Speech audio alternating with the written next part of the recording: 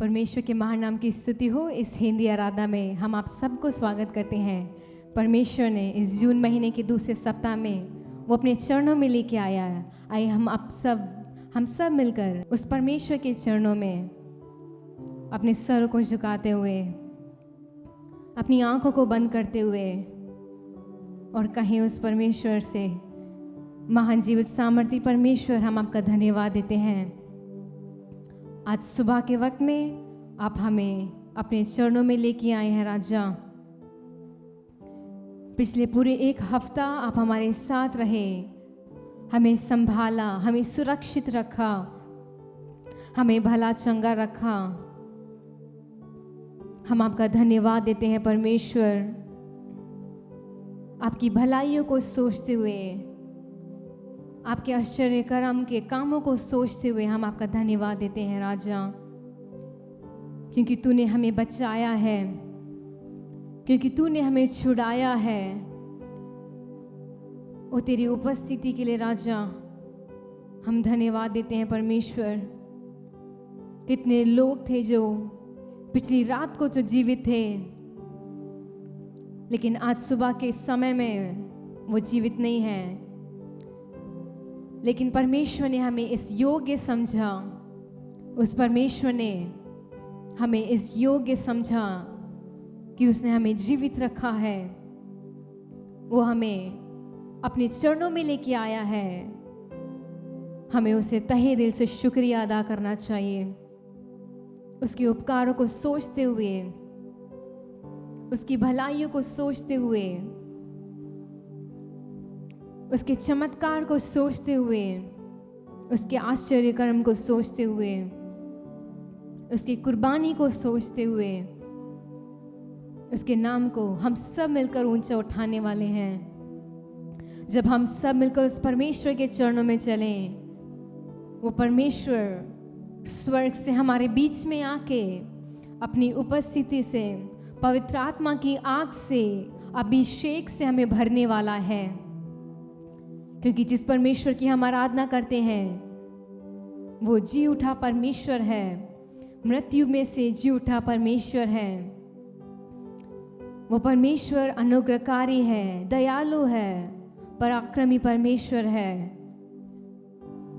हाँ परमेश्वर, तेरे नाम को ऊंचा उठाने के लिए सहायता कर।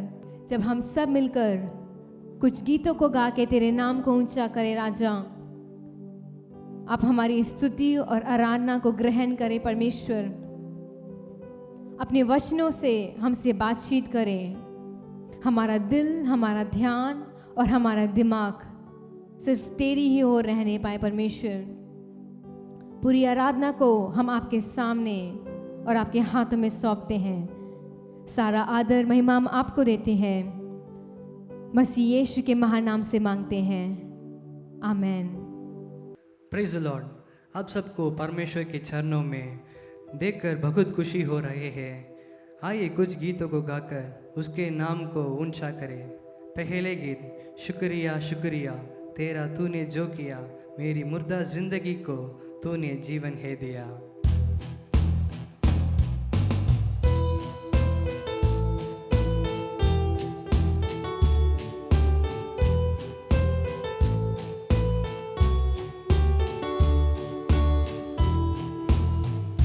शुक्रिया शुक्रिया तेरा तूने जो किया, मेरी मुर्दा जिंदगी को तूने जीवन दे दिया।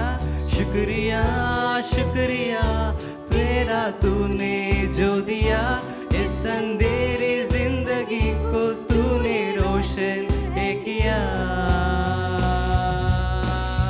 शुक्रिया शुक्रिया तेरा तूने जो किया, मेरी मुर्दा जिंदगी को तूने जीवन दे दिया।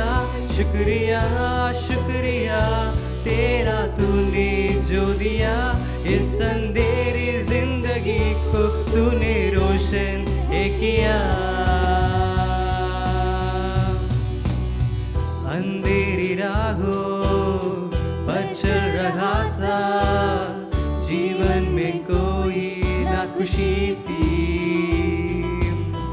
मुर्दा सा जीवन मैं जी रहा था, जीवन में बस तेरी कमी थी, रोशनी तेरी मुझ पर जो जाहिर हुई, एक नई आस मुझको मिली, तुझ में हासिल हुई है नई जिंदगी, अब तू ही है इबादत मेरी। शुक्रिया शुक्रिया तेरा तूने जो किया, मेरी मुर्दा जिंदगी को तूने जीवन दे दिया। शुक्रिया शुक्रिया तेरा तूने जो दिया, इस अंधेरी जिंदगी को तूने रोशन है किया। अपने लहू से तूने खरीदा जीवन, ये मुझको तूने दिया है। जिंदा हूँ अब तो तेरे लिए मैं, तुझ में ही मेरी दुआ है। जिंदगी मेरी रहमत है तेरी खुदा, तेरी स्तुति में गाओ सदा। तुझ में पाई है मैंने मुकम्मल शिफा, अब तू ही है सहारा मेरा। शुक्रिया शुक्रिया तेरा तूने जो किया, मेरी मुर्दा जिंदगी को तूने जीवन दे दिया। शुक्रिया शुक्रिया तेरा तूने जो किया, मेरी मुर्दा जिंदगी को तूने जीवन दे दिया। शुक्रिया शुक्रिया तेरा तूने जो दिया, इस अंधेरी जिंदगी को तूने रोशन किया। अंधेरी राहों पर चल रहा था, जीवन में कोई न खुशी थी।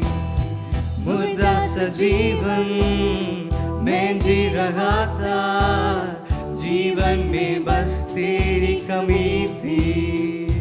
रोशनी तेरी मुझ पर जो जाहिर हुई, एक नई आस मुझको मिली, तुझ में हासिल हुई है नई जिंदगी, अब तू ही है इबादत मेरी।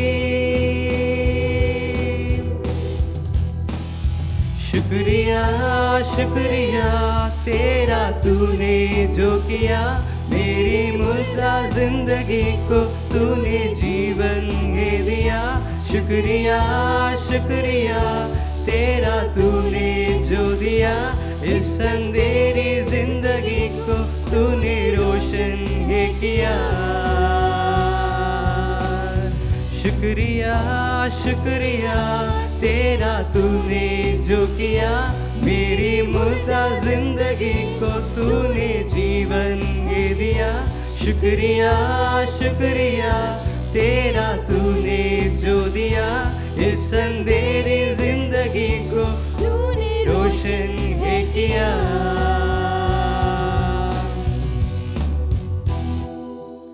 हालेलुया। उसका चरणों में खुश होकर ये गीत गाए, नाचूंगा गाऊंगा पगलों के समान, होश में न रहूंगा मेरा राजा है महान।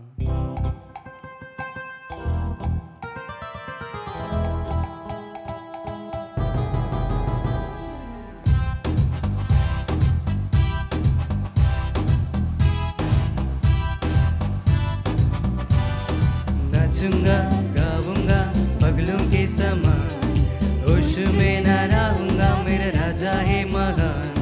नाचूंगा गाऊंगा पगलों के समान, होश में न रहूंगा मेरा राजा है महान। नाचूंगा होके अपना स्वाभिमान, ये लोग के समूहता गाऊंगा मेरा राजा है महान।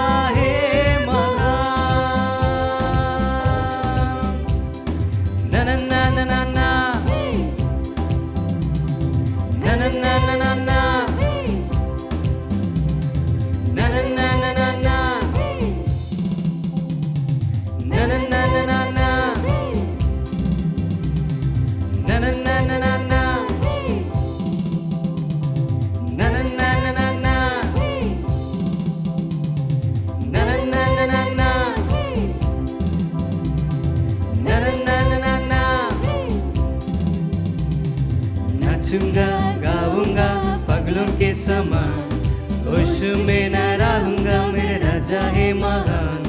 नाचूंगा गाऊंगा पगलों के समान होश में न रहूंगा, मेरे राजा है महान। नाचूंगा होके अपना स्वाभिमान, ये लोग के सम्मुखता पर गाऊंगा, मेरे राजा है महान। नाचूंगा होके अपना स्वाभिमान, ये लोग के सम्मुखता पर गाऊंगा, मेरे राजा है महान। ना ना ना ना ना ना ना ना ना ना ना ना na na na na na na na na na na na नाचूंगा होके अपना स्वाभिमान, ये लोग के सम्मुखता पर गाऊंगा, मेरे राजा है महान। नाचूंगा होके अपना स्वाभिमान, गाऊंगा, मेरे राजा है महान। नाचूंगा पगलों के समान गाऊंगा, मेरे राजा है महान। नाचूंगा पगलों के समान गाऊंगा, मेरे राजा है महान। नाचूंगा पगलों के समान गाऊंगा, मेरे राजा है महान। नाचूंगा पगलों के समान गाऊंगा, मेरे राजा है महान। नाचूंगा पगलों के समान गाऊंगा, मेरे राजा है महान। नाचूंगा पगलों के समान गाऊंगा, मेरे राजा है महान। हालेलुया। उस यीशु ने हमें आज तक छुड़ाया है, उसने हमें बचाया है। मिलकर इस गीत को गाते हैं। तू ही है वो जो मुझको छुड़ाता, तू ही है वो जो मुझको संभालता।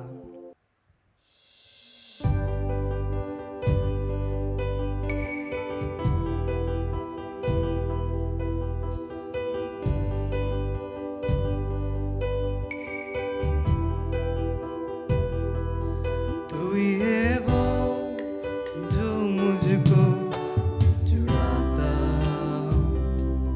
तू ही है वो जो मुझको संभालता, तू ही है वो जो मुझको छुड़ाता, तू ही है वो जो मुझको संभालता।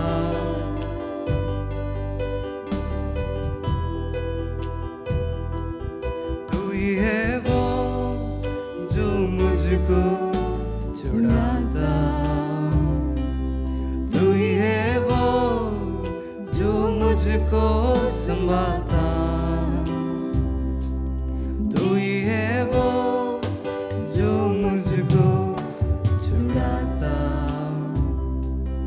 तू ही है वो जो मुझको संभालता।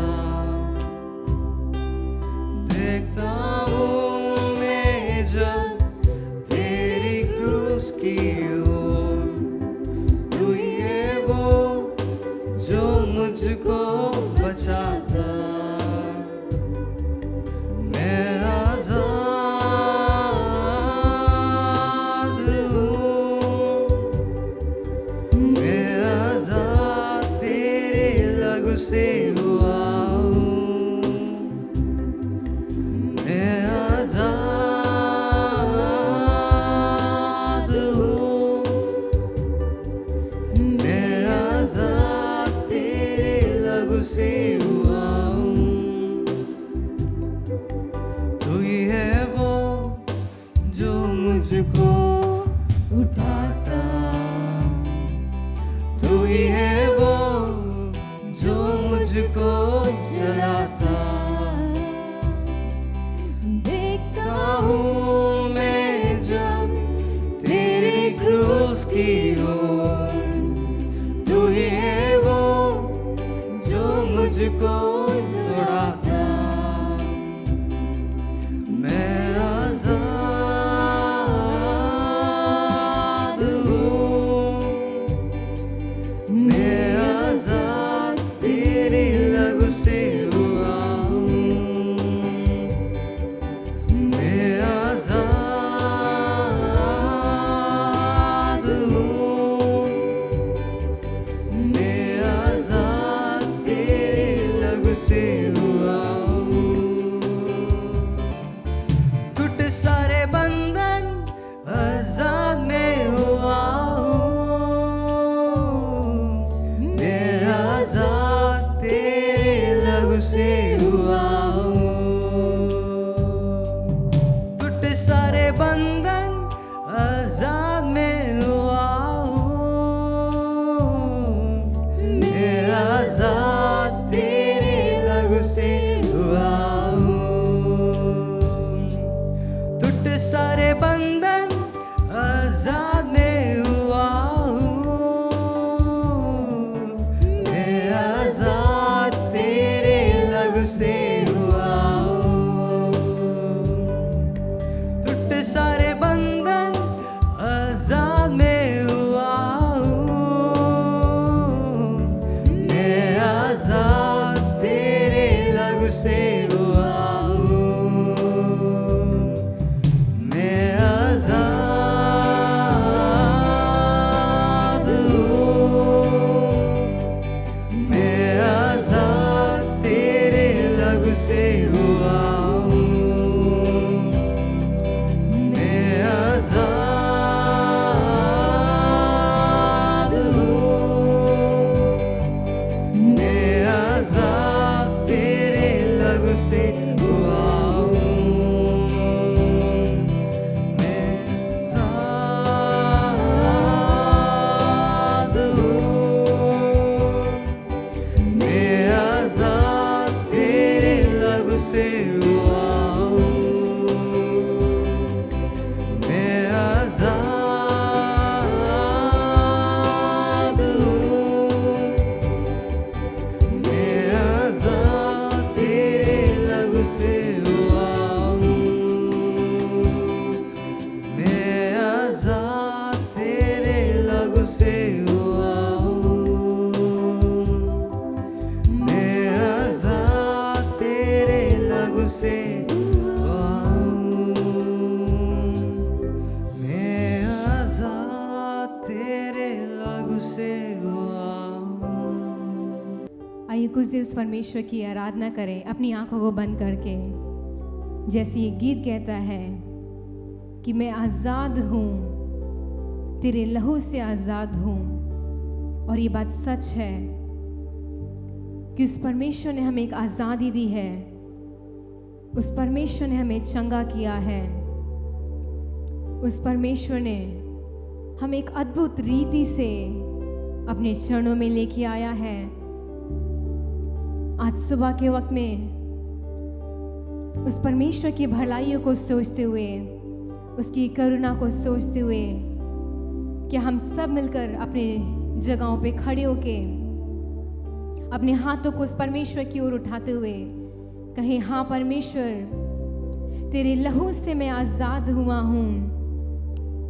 तेरे लहू से मुझे चंगाई मिली है।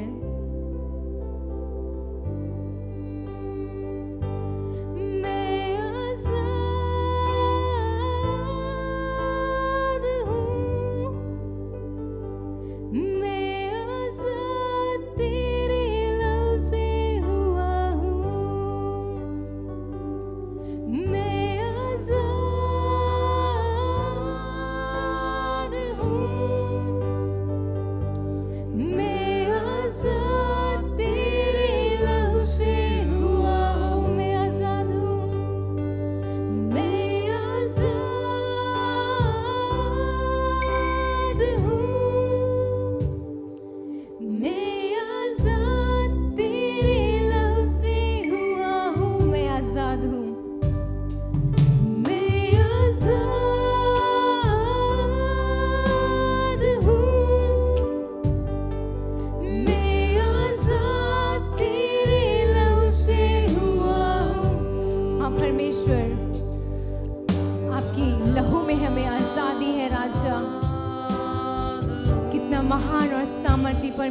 आप हैं राजा। वो परमेश्वर, आपकी उपस्थिति के लिए हम धन्यवाद देते हैं। मैं आजाद हूँ, मैं आजाद तेरे लहू से हुआ हूँ। मैं आजाद, मैं आजाद हूँ, मैं आजाद तेरे लहू से हुआ हूँ। मैं आजाद हूँ, मैं आजाद तेरे लहू से हुआ हूँ। हाँ परमेश्वर, जब हम आपकी भलाइयों को सोचते हैं राजा, आपकी करुणा को सोचते हैं परमेश्वर, आपकी हर एक उपकारों को सोचते हैं परमेश्वर, हमारा दिल परमेश्वर आपके चरणों में मग्न होता है राजा। तूने ये महान आजादी हमें दी है राजा। इस महान आजादी के लिए परमेश्वर हम आपका धन्यवाद देते हैं राजा। मैं आजाद हूँ, मैं आजाद तेरे लहू से हुआ हूँ। मैं आजाद हूँ, मैं आजाद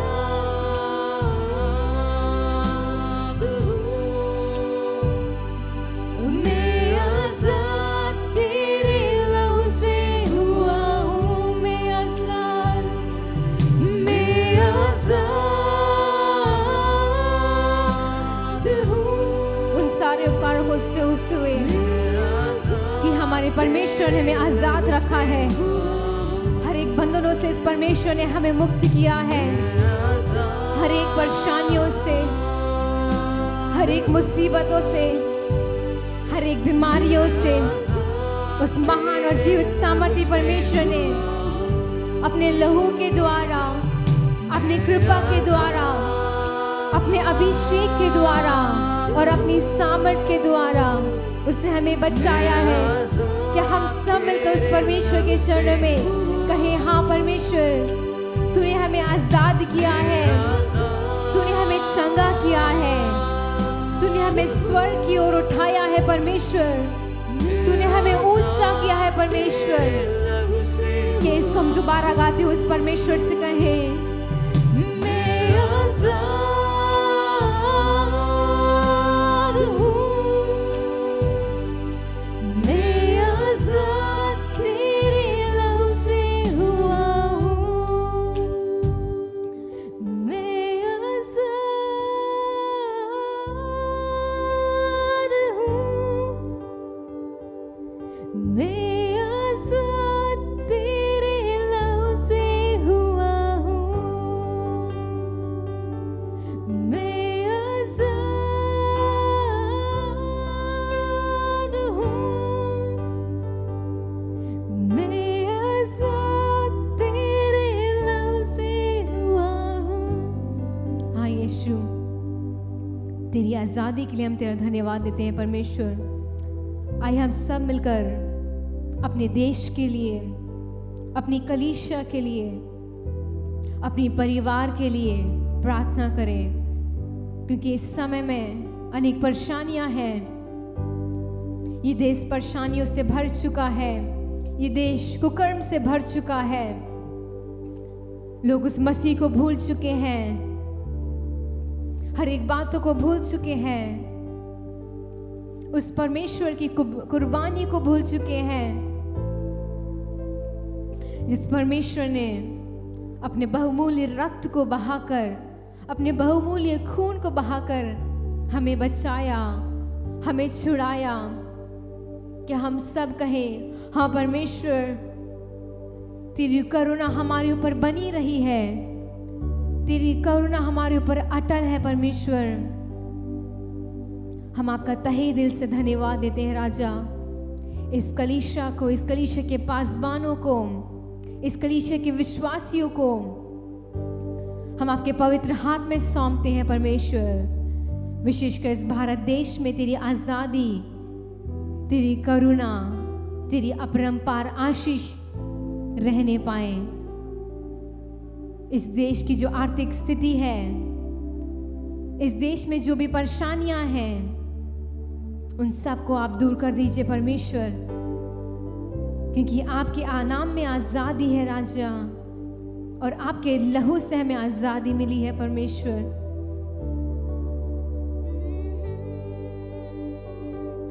मैं आज़ाद हूँ, मैं आज़ाद तेरे लहू से हुआ हूँ,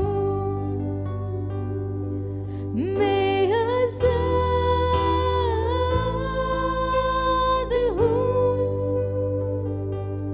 मैं आज़ाद तेरे लहू से हुआ हूँ। समर्पित करते हुए मैं आज़ाद हूँ, मैं आज़ाद तेरे लहू से हुआ हूँ, मैं आज़ाद तेरे लहू से हुआ हूँ,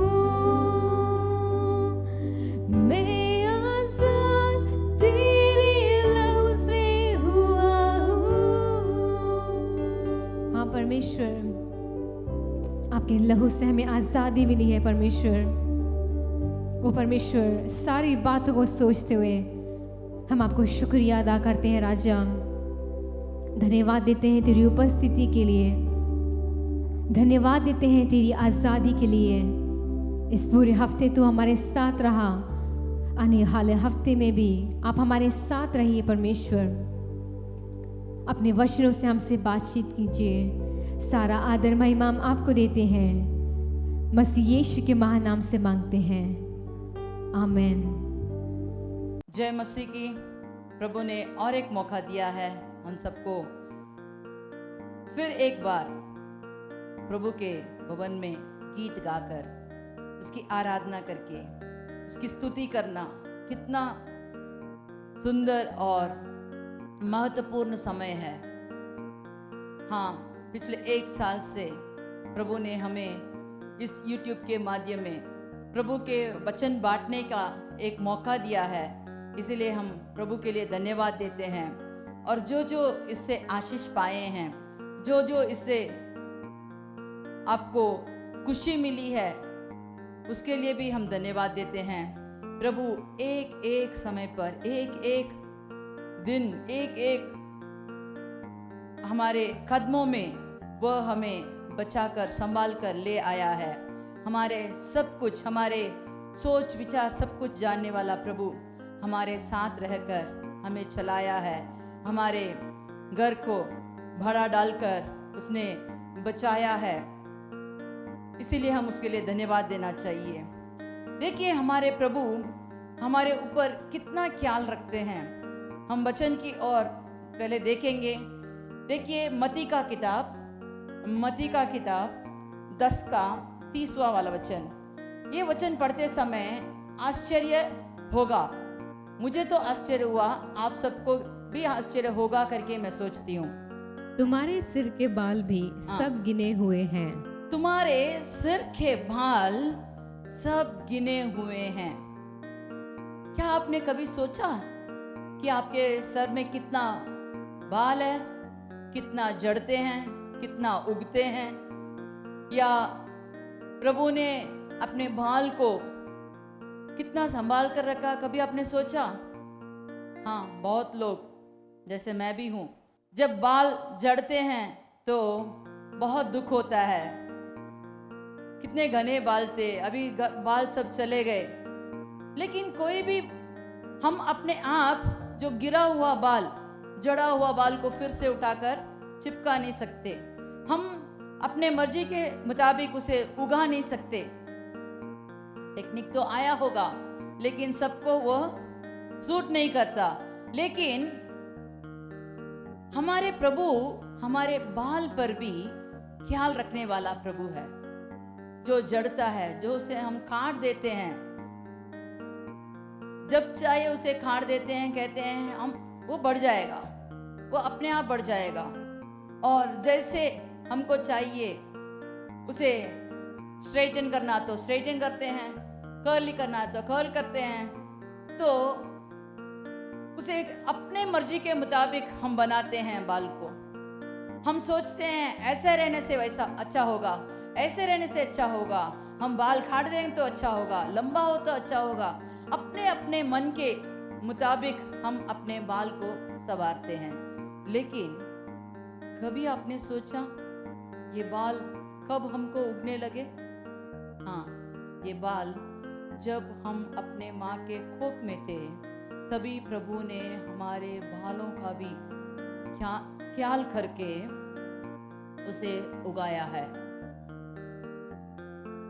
जब हमारे माता पिता भी हमको ना देखे, उससे पहले प्रभु ने जब हमारा शरीर को रचाया था, उसी समय हमारे बाल को भी उसने बना दिया था। Hallelujah, hallelujah. हमारा प्रभु कितना ख्याल करने वाला प्रभु है। अगर वह इतना अपने हमारे बाल के बारे में सोचता है तो हमारे बारे में कितना सोचता होगा। हमारा प्रभु माता पिता से भी बढ़कर है, वह हमारा बहुत ख्याल करने वाला प्रभु है। चलिए आज हम देखेंगे ये बाल के बारे में हमारा पवित्र ग्रंथ क्या कहता है। नहीं तो आत्मिक तौर से बाल माने क्या, उसे किसके साथ तुलना किया जाता है? बाल माने मन्नत मांगना, मन्नत करना। हाँ, हमारे जीवन में जैसे हमारे सर के बाल उगते हैं वैसे हमारे जीवन में, हमारे आत्मिक जीवन में मन्नतें अधिक बढ़ना चाहिए। कैसे मन्नत करना? शायद अगर आप नए विश्वासी हो तो आप 5 मिनट प्रार्थना कर सकते हैं, तो आप 10 मिनट, 15 मिनट, आधा घंटा प्रार्थना करने के लिए जब आप कोशिश करते हो, मन्नत रखते हो, अगर आपको कोई चीज की जरूरत है, अगर मेरे प्रभु ये काम मुझे कर देगा, नहीं तो ये मेरा मन के विचार पूरा कर देगा, तो मैं ये करूंगा, वह करूंगा, ऐसे करके बहुत लोग मन्नत मांगते हैं। हाँ,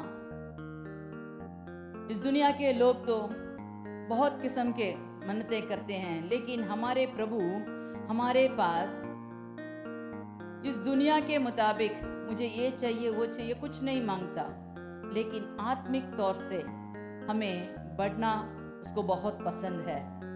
प्रार्थना करना, ग्रंथ को पढ़ना। अगर आप 10 वचन एक दिन पढ़ते हो तो और आपको आगे बढ़ने के लिए 1 आयत पढ़िए, नहीं तो 5 आयत पढ़िए। अगर आप सोच समझ कर पढ़ोगे तो प्रभु उसमें बहुत खुश हो जाता है। अभी तक तो हमारे लिए ही प्रार्थना किया, अगर आप दूसरों के लिए प्रार्थना करोगे तो प्रभु उसमें मगन हो जाता है।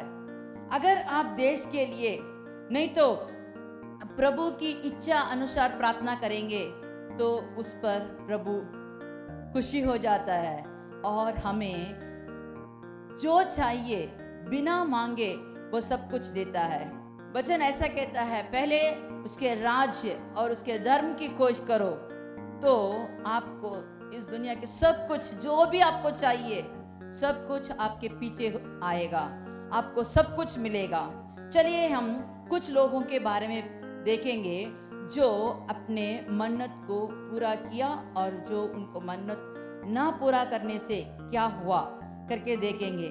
पहला सामुएल 1:11, पहला सामुएल 1:11। और उसने ये मन्नत मांगी, हाँ, कि हे सेनाओं के यहोवा, यदि तू अपनी दासी के दुख पर सचमुच दृष्टि करे और मेरी सुधि ले और अपनी दासी को भूल ना जाए और अपनी दासी को पुत्र दे, तो मैं उसे उसके जीवन भर के लिए यहोवा को अर्पण करूंगा और उसके सिर पर छुरा ना फिर पाएगा। हालेलुया। यहाँ हम हन्ना के बारे में देखते हैं। यहाँ वह बाँझ थी और बाज होने के कारण उसको चारों तरफ से इतना दुख सहना पड़ा, इतना बातें सुनना पड़ा, ताकि वह रो रो कर बिलक बिलक कर रोने लगी, इतना आंसू बहा रही थी। अभी वह एक मन्नत रखती है, कहती है मेरे अपने दासी को एक पुत्र दे और मैं उसे यहोवा को उसके जीवन भर मैं उसे भेंट दे दूंगी, नहीं तो उसको अर्पण कर दूंगी, मैं प्रभु को ही दे दूंगी। बस मेरा ये बाज का नाम मुझसे मिटा देना चाहिए। अगर मैं एक बच्चे को पैदा कर दूं तो लोग मुझे बाज नहीं कहेंगे, मैं भी मां बन जाऊंगी। ऐसे अपने मन में निर्णय लेकर वह प्रार्थना वहां कर रही थी। देखिए, प्रभु ने उसकी सुधि ली, उसकी प्रार्थना सुनी और उसे एक बेटा दिया। 25वां वचन में जब हम देखते हैं, और उन्होंने बछड़ा बलि देकर करके बालक को एली के पास पहुंचा दिया। तब वह अन्ना ने कहा, इस बच्चे के लिए मैंने प्रार्थना किया था और इस बच्चे को मैं यहोवा को अर्पण करने के लिए ही मन्नत मांगी थी, और मैं इस बच्चे को यहाँ छोड़कर जा रही हूँ। जब वह अपने मन्नत को पूरा की, जब उसकी मुंह से बोली हुई उस वचन को जब वह पूरा करती है, उसको क्या मिलता है आप जानते हो? दूसरे आयर का, पहला सामुएल दूसरे आयर का 21वां वचन पढ़िए। और यहोवा ने हन्ना की सुधि ली, हाँ और वे गर्भवती हुई, हाँ और उसके 3 बेटे और 2 बेटियां उत्पन्न हुई। देखिए, वह कह रही थी कि मुझे इस बाज नाम से घृणा लगता है, मुझे इससे छुटकारा मिलना चाहिए। लेकिन जब वह अपने मन्नत को पूरा किया और वह अपना प्रार्थना छोड़ी नहीं, प्रभु से इतना प्रसन्न होकर हर बार उसको स्तुति देकर प्रार्थना में लगी हुई थी, तो यहोवा ने अन्ना की सुधि ली और उसे गर्भवती बनाकर 5 और बच्चे दिए। Hallelujah, hallelujah. उसने एक ही बच्चा के लिए मन्नत किया, लेकिन प्रभु ने उसे 5 गुना और दिया। अगर हम भी अपने मन्नत में निर्णय करके अटल रहें और उसे पूरा करें, तो प्रभु हमें और भी 5 गुना दे सकता है। हमें जो भी चाहिए, हमारी मन की इच्छा, हमारे मन के विचार को जानने वाला प्रभु हमें किस तरह से खुश रखना चाहिए वह जानता है, और हमें सब कुछ जो हमारे लिए चाहिए है वह सब वो हमारे लिए देता है। Hallelujah, hallelujah. हाँ, दूसरा सामुएल 14 का 25 से पढ़िए। समस्त इज़राइल में सुंदरता के कारण बहुत प्रशंसा योग्य और अबशालोम के तुल्य कोई ना था, वरन उसमें नख से सीख तक कुछ दोष ना था। और वह वर्षा के अंत में अपना सिर मुड़वाता था, उसके बाल उसको भारी जान पड़ते थे, इस कारण वह उसे मुड़वाता था। और जब जब वह उसे मुड़वाता, तब तब अपने सिर के बाल तोलकर राजा के तोल के अनुसार 200 शेकेल भर पाता था। हालेलुया। यहाँ हम अबशालोम के बारे में देखते हैं। अबशालोम कौन था? वह दाऊद का एक पुत्र था, दाऊद का एक पुत्र। हाँ, उसमें कोई भी दोष नहीं पहचान सकते। वो इतना सुंदर था, वह जवान था, और उसके बाल के बारे में उसको बहुत घमंड था, क्योंकि वह जब जब अपना सर मुड़वाता था तो उसे तौल कर राजा के तौल के नाप से 200 शेकल उसके बाल के, इतना घने बाल थे, उसमें उसको एक घमंड था। आप जानते हो, हमारे प्रभु घमंडियों से घृणा करते हैं। जब हम दीन होते हैं तो प्रभु हमको ऊंचा उठाता है। अगर हम घमंड होएंगे तो वो हमें नीचे गिरा देता है। इसीलिए हमें घमंड नहीं होना चाहिए। जो भी हमारे पास हो, शायद हम अच्छी तरह गा सकते हैं, हम सुंदर हो सकते हैं, हमारे पास जो कुछ भी है वह हमको घमंड करने के लिए नहीं, प्रभु ने अपने दया से, कृपा से ये सब मुझे दिया है, अगर हम उसे सोचें तो हमें घमंड नहीं होगा। अगर हम किसी भी बात के लिए, मेरी बोली कितनी अच्छी है, मैं कितना अच्छा गाता हूँ, मैं कितना अच्छा बजाता हूँ, मैं कितना अच्छा स्तुति करता हूँ, आराधना करता हूँ, ये सब करते तो हैं, सब कुछ अच्छा काम है, लेकिन अगर उसमें हम घमंड करें तो प्रभु उसे पसंद नहीं करते। देखिए इसका क्या हुआ, 18 आयर का 9वां वचन जब पढ़ते हैं, 18 आयर का 9वां वचन जब पढ़ते हैं तो यहाँ देखते हैं यही अब्सलोम क्या करता था, वह राजा बनने के लिए, वह राजा बनने का समता तो उसकी थी, लेकिन जब उसके पिता राजा थे तो वह गद्दी में तो नहीं बैठ सकता। अगर राजा उसको अभिषेक करता है, इस गद्दी पर बैठकर उसको राज अभिषेक देता है तो वो राज कर सकता है, लेकिन ये अपने आप राजा बनने के लिए अपने साथ कुछ लोगों को लेकर वह राजा के विरोध ही झुंड बना रहा था। और जब राजा के साथ जो सैनिक लोग थे उन्होंने उसके साथ जब जंगल में युद्ध करने लगे तो वहां क्या हुआ, देखिए वह एक कच्चर पर चढ़कर वहां से भाग रहा था, लेकिन वह कच्चर एक बड़े बांझ वृक्ष के घनी ढाली के बीच से गया और उसका सर उस बांझ वृक्ष में अटक गया और वह अधर में लटका रहा गया, उसका खच्चर निकल गया। हाँ, जिस पर भी हम भरोसा रखते हैं वह हमसे छूट जाता है, और जिस पर हम घमंड किया वह हमारे लिए मुसीबत में हमको फंसा दिया।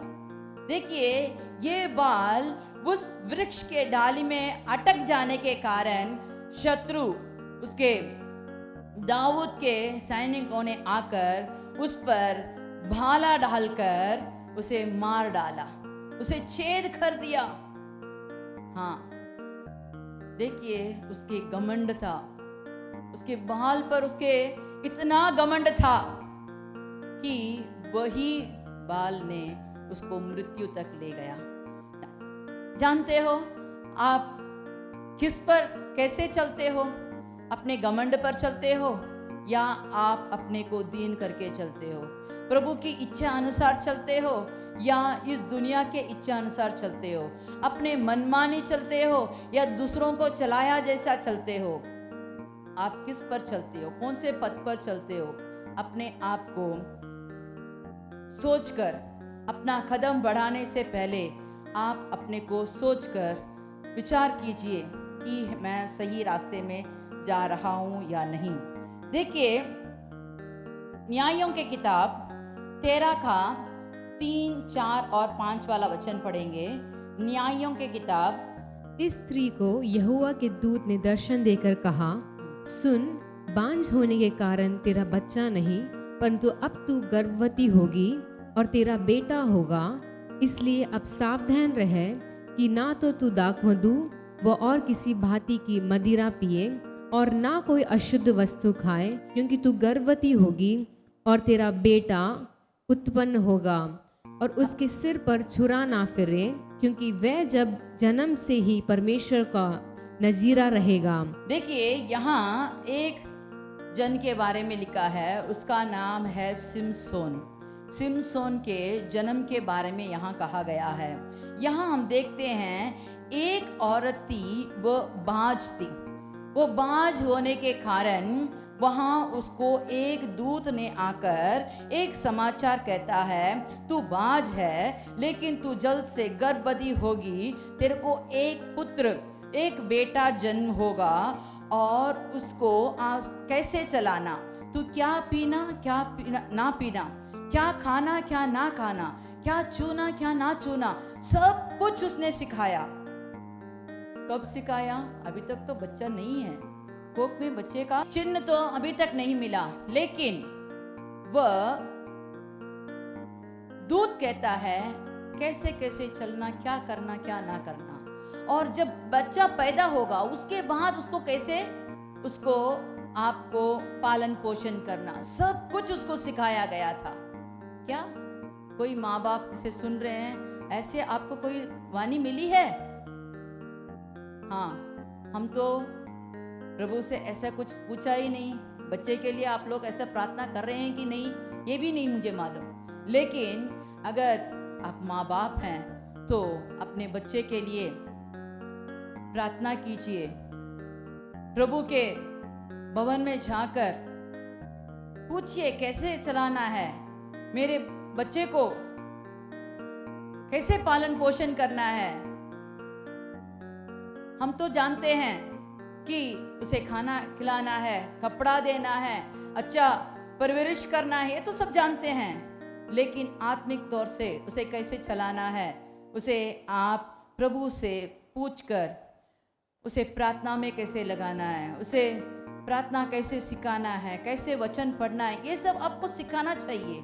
अगर आप सिखाएंगे तो वह बड़ा होकर, प्रभु उसको एक लक्ष्य के लिए बनाया था, वह इस्राएली लोगों के लिए उद्धार बनकर रहेगा, उद्धार करने वाला एक व्यक्ति बनकर रहेगा। और प्रभु ने उसको इतना बल दिया, जब वह सयाना हो गया था उसको इतना बल दिया कि वह एक जबड़े का, गधे का जबड़ा लेकर हजारों लोगों को मार सकता था। एक बार जब बाहर जाता है तो 300 आदमियों को मार गिरा देता है, दुश्मनों को आराम से मार देता है। 300 लोमड़ी को पकड़कर उसे पूंछ के साथ दो लोमड़ियों को मशाल के बीच में उसको पूंछ को बांधकर भगा दिया था। हाँ, बहुत अद्भुत काम उसने किया था। लेकिन उसके जिंदगी में क्या हुआ देखिए, जब हम 14 वाला आयर का 3 वाला वचन पढ़ेंगे। उसके माता पिता ने उससे कहा, क्या तेरी धाइयों की बेटियों में व हमारे सब लोगों में कोई स्त्री नहीं है कि तू खतनाहीन पलिश्तियों में से स्त्री ब्याहने चाहता है? शिमशोन ने अपने पिता से कहा, उसी से मेरा ब्याह कर दो, क्योंकि मुझे वो अच्छी लगती है। उसके माता पिता ने जानते थे कि ये बात यहोवा की ओर से होती है कि वे पलिश्तियों के विरुद्ध दावा ढूंढता है। उस समय तो पलिश्तियां इज़राइल पर प्रभुता करते थे। देखिए, यहाँ उसके माता पिता ने कहा कि हमारे बीच में जो मसीह लोग हैं, जो इस्राएली लोग हैं, उनके बीच में तुम शादी करो, विवाह करो। तो लेकिन कतनाहीन लोगों के बीच में जाकर एक लड़की को देखा और कहता है मुझे वही अच्छी लगती है। दुश्मन के बीच में जाकर, प्रभु के विरुद्ध लोगों के बीच में जाकर वो विवाह करना चाहा। तो क्या हुआ उसके जिंदगी में? उसके जिंदगी में उसके बाद अभी तक तो वो बहुत ही बलवान शूरवीर था, लेकिन जब उसने इस लड़की के कारण उस दुश्मनों के बीच में गया, उनके साथ संबंध किया, तो वहां उसका परेशानी ही परेशानी आने लगी। जब वह परमेश्वर का विरोध करने लगा, जब वह परमेश्वर का जो मन की इच्छा नहीं थी, परमेश्वर से ना पूछकर जब अपने मनमानी करने लगा, तो वहां उसको बहुत सारे बेइज्जती होने लगी। वहां उसको दुख दरना पड़ा। हाँ, पहले तो उन्होंने कहा लड़की देंगे, फिर उस लड़की को दूसरे आदमी को दे दिया, फिर वो वहां से दूसरे जगह गया, फिर वहां से वो दूसरे जगह गया। ऐसे उसके जिंदगी में बहुत हलचल मच गई थी। 16 वाला आयर में 6वां वाला वचन पढ़ेंगे। तब दलीला ने शिमशोन से कहा, मुझे बता दे कि तेरे बड़े बाल का भेद क्या है और किसी रीति से कोई तुझे बांध कर दबा रख सके। हाँ, यहाँ देखिए ये दलीला कहती है कैसे भी तुझको हम दबा के रखना है, तू बहुत शूरवीर है, तू बहुत बलवान है, जैसे तुझे हम कैसे बांधे। इसको बुद्धि हो तो वो समझ जाता कि मुझे ये लोग क्या करना चाहते हैं, मुझे एक पिंजरे में डालना चाहते हैं, मुझे ये लोग बांधना चाहते हैं। लेकिन इसकी बुद्धि इससे दूर निकल गई थी। ये अपने मनमानी कर रहा था, अपने शारीरिक इच्छा पूरा करना चाहता था। देखिए इसको क्या हुआ, 20 वाला वचन में जब हम पढ़ते हैं, 20 वाला वचन में जब पढ़ते हैं, तब उसने कहा, हे सिमसोन, फिलिस्ती तेरी घात में हैं। तब वह चौंक कर सोचने लगा, मैं पहले के समान बाहर जाकर झटकूंगा। पहले के समान, इससे पहले कितना बार उसे बांधा, कितना बार उसे निचोड़ने के लिए कोशिश किए, जंजीर से बांधे, उसे रस्सी से बांधे, नए रस्सी से बांधे, सब कुछ बांध कर देखा, लेकिन वह सब में सामर्थ्य था कि उसे सब कुछ तोड़ दिया। तो इसको बार बार उसको इतना बेचैन करके रखा कि वह अपना भेद खोल दिया।